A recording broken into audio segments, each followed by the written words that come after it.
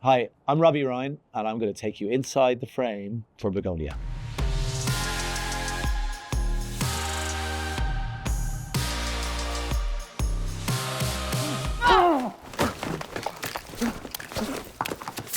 All the things I tried to forget about how tricky that shoot was, I have to remember for this interview. We've been very busy together making quite a few films back to back. Yorgos sort of would give you a hint of what was coming next. I've got this film, it's about bees and it's a science fiction film with a basement. You get sent a script, and I got to read the script, and that sort of self-destructs in 2 days. So you have to kind of read it, and then Yorgos is kind of keen to talk about it. But like, to be fair, me and Yorgos more often than not talk about technical stuff. I remember we just were talking about the camera we were going to use because we were keen to try out this VistaVision camera. That was an exciting idea about Bugonia, and that's what we were talking a bit about more than anything, you know. We were able to have like a 4 or 5 week preparation period. Yorgos's testing process is quite thorough. He really likes to have a lens able to deal with open aperture, where it's got a resolution and a sharpness at an open aperture, which when you do that with older lenses, it gets a little bit softer. So I kind of always was going through trauma of like, is this lens going to be okay? You know, it's a larger format, so you would hope it to be a sharper thing, but because the lenses are a bit older, you know, sharpness isn't necessarily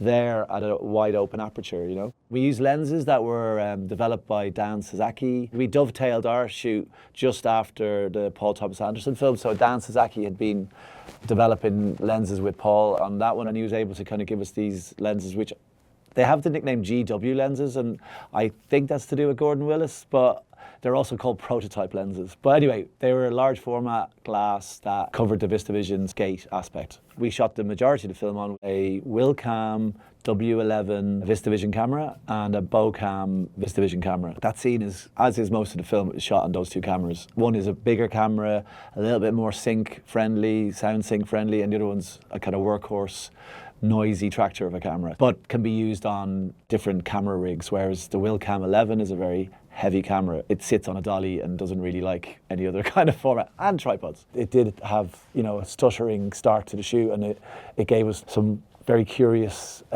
technical issues that were sort of new to all of us, because the camera pushes the films horizontally through the gate instead of vertically, so you get camera jams. So basically when the camera is pulling the film through the transport system, sometimes it gets a bit juddery, so you get this like weird like duck, duck, duck, duck, and the camera has this drag on it, which is, we ended up using it in the film because it's quite interesting looking. It's, as always, a happy mistake, but not all the time, please. Anytime I get to work with Yorgos, I'm always like, what's going to happen next? So I'm like an audience member. I go, oh, we're going that way. I didn't expect that. If you know a Yorgos Lanthimos film, you will probably kind of recognize that he loves quite a low angle for most of his shots, and I've now kind of completely gone that way as well. And if there's ever a shot which is like normal height, he's like, what's this all about? This is horrible. Yorgos's approach to filmmaking, especially with this film, is if somebody's moving, the camera should be moving. The timing is very precise. If somebody stops, you should stop at the same time. And a lot of the Bugonia is in a basement where there's two people playing mind games on each other essentially, and they're not moving very much, so the camera stays quite still in Bugonia. For the kidnapping scene, we had a chance to be a bit more mobile with the camera.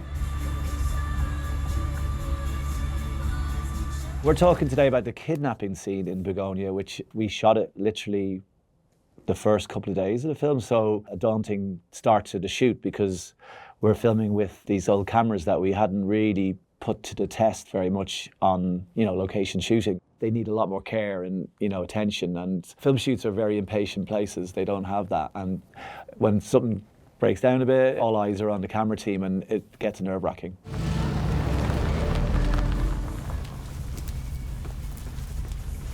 Her car is a G-Wagon Mercedes, and we rigged it with cameras on the bonnet. Usually we don't do that angle so much. We're always like side angle or back angle, but the front angle with that windshield is really cool, and there's a lot of lovely reflections. What's amazing about Yorgos's work is he tends not to want to have film lighting if he can get away with it. He's really into naturalistic lighting, and obviously the whole scene doesn't involve too much lighting because it's all exterior, but the car did have a little bit of lighting in the sunshade because obviously the reflections are quite strong. It's a dark interior car.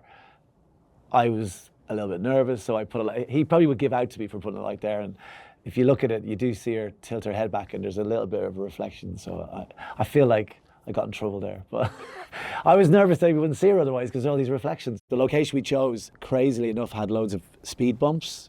Emma's trying a lot of like, and it was not ideal. And the camera gave us a bit of a problem there because the bumps made it like shake a bit and it jammed on us a couple of times. So that's the start of the problems with the camera. But I don't want to give out about the camera because it's great and I love it to bits. And, you know, I would never say bad things. I just find that shot at the very beginning when the two guys are in the trees with the Jennifer Aniston masks is just really, really funny. You just go, this is not gonna go well. We shot in this house and it's a lovely architectural designer house, I guess you call it, but it's very, very photogenic. Yorgos again is thinking ahead that most of the film will be in a small environment in a basement that like second guessing, but I imagine he wanted to try and give a bit of space to the film at the start. The clumsiness of the attack and like the ineptitude of the attack from Donnie and Teddy over like the powerhouse of Michelle Fuller kind of was funnier from a wider aspect. You know, you see it happening and you're kind of like, what is going on? There is a little bit of it where the camera follows her kicking her off her shoes and like punching Teddy, but because Yorgos is so edit adept, he felt it funnier that it all played out in a wider shot and had the space. I really enjoy it.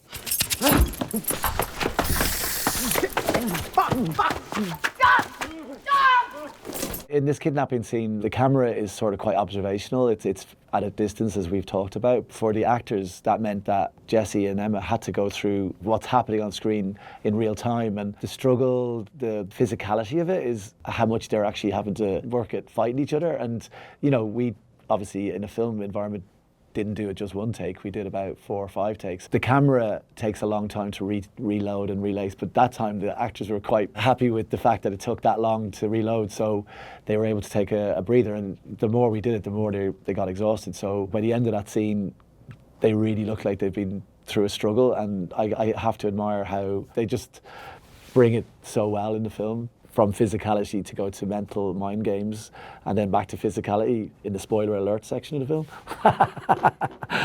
It's great. No, you know, this film's about those two guys and Donnie as well, who's like hilarious. He's not very good at the fight either and he falls over, so he's able to lie down for quite a while. He got the easy out. Jessie and Emily had to kind of really go at it. The swimming pool shot, we had another sequence in the film that didn't make it in the film, unfortunately, where in her daily routine she swims like an athlete. We didn't end up using that, but we had a crane and the camera set up for that. And as Yorgos is very, you know, quick-minded, he thought, well, why don't we try that attack from inside over the swimming pool? And it's such a great shot because it's not an expected shot. The fact that it lingers a little bit longer as they struggle in the hedgerow is great. And what I love about this scene is something happens in the hedgerow that you don't get privy to, and you only get told it at the end of the scene when she's got a syringe in her leg and she doesn't know that. We don't know that as an audience.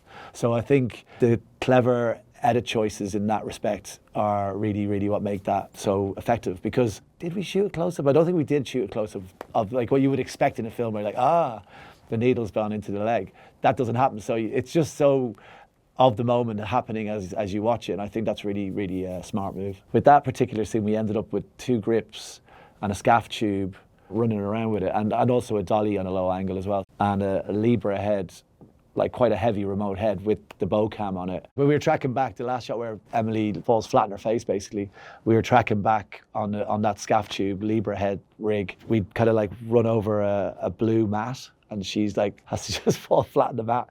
They took that out and posted it. That worked, but it wasn't as funny. And then the way Yorgos, I think, finally edited it was really funny, where she just falls out of frame and her 2 feet pop up. I think that's really funny. Like, it's a funny scene.